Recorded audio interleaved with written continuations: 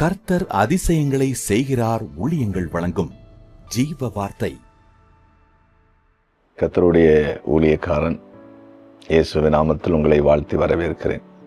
இயேசுப்பா நல்லவர். உங்கள் ஒவ்வொருவரையும் அவர் ஆசீர்வதிப்பார்.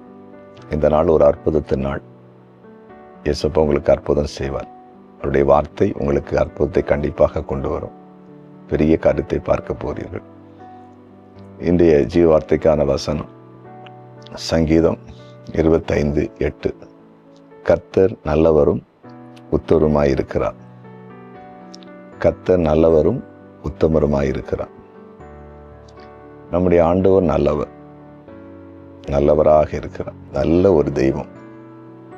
சில வீட்டில் சில பிள்ளைகள்கிட்ட நீங்கள் கேட்டு பாருங்க, உங்களுக்கு அப்பாவை பிடிக்குமா அம்மாவை பிடிக்குமான்னு. சில பிள்ளைங்க சொல்லும் அப்பாவை பிடிக்கும், சில பிள்ளைங்க அம்மாவை பிடிக்குன்னு சொல்லும், சில பிள்ளைங்க ரெண்டு பேருமே பிடிக்குன்னு சொல்லும். இங்கே நல்ல அப்பான்னு சொல்லுவாங்க, நல்ல அம்மான்னு சொல்லுவாங்க. ஏன்னா அவங்க அந்த பிள்ளைகளுக்கு நல்லது செய்வாங்க, தீமை செய்ய மாட்டாங்க. அதனால் அந்த பிள்ளைங்க உயிருக்கு உயிர் அந்த அப்பா அம்மாவை நேசிக்கும். அதே போல் நம்ம ஆண்டவரும் நல்லவர், நன்மை செய்கிறவர், நல்ல ஒரு ஆண்டவர் இயேசுப்பா. தீமை செய்கிறவர் அல்ல. அது மட்டுமல்ல, அவர் உத்தமமாக இருக்கிறார். உத்தமன் என்னது? ஒரு வார்த்தை அவர் சொன்னால் அதில் மாற மாட்டார். உண்மையும் உத்தமம் உள்ள ஊழியக்காரனே என்று சொல்லியிருக்கிறார். உத்தமமானவர்கள் ஒரு காரியத்தை சொல்லிட்டாங்கன்னா அதில் அப்புறமா அதை மாற்ற மாட்டாங்க.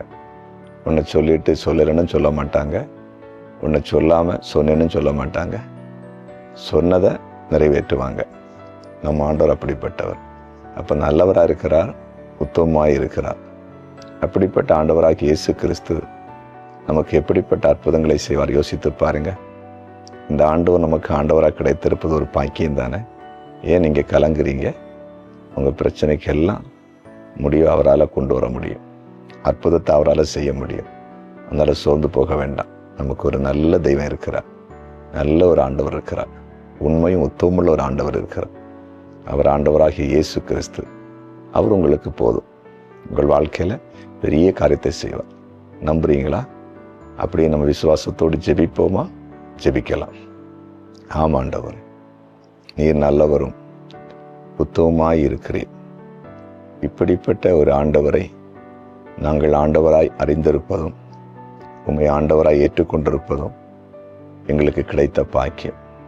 நீர் நல்லவராக இருக்கிறதுனால, உத்தமம் உள்ளவராக இருக்கிறதுனால எல்லாவற்றையும் செய்ய வல்லமையுள்ள தேவன். இதோ உம்முடைய வார்த்தையை கேட்டு ஜெபிக்கிற ஒவ்வொருடைய வாழ்க்கையிலும் நீர் அற்புதத்தை செய்யும்படிக்கு ஜெபிக்கிறேன். எல்லா தீமைக்கும் எல்லாரையும் விலக்கி பாதுகாத்துக் கொள்ளுங்க. எல்லாருடைய வாழ்க்கையும் வளமாக்குங்க. எல்லாருடைய வாழ்க்கையிலும் மேன்மை உண்டாகட்டும். நீர் அப்படி செய்கிறதற்காய் நன்றி.